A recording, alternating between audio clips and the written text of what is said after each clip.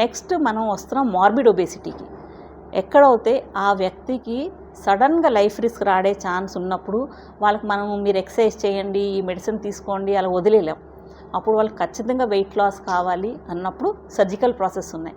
ఆ సర్జరీస్కి మనం బెరియాట్రిక్ అండ్ మెటబాలిక్ సర్జరీస్ అంటాం. సో సర్జరీ అంటే చాలామంది భయపడతారు, సర్జరీయా ఏమైపోతుందని.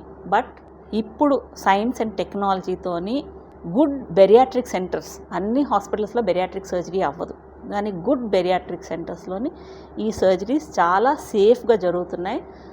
Less than 1% risk, surgical risk is less than 1%. Surgeries చేయించుకోండి, దాంతో మీరు వెయిట్ తగ్గుతారు. వెయిట్ తగ్గడం వల్ల మీ హార్ట్, లంగ్స్, కిడ్నీస్ మీద ఒత్తిడి తగ్గుతుంది.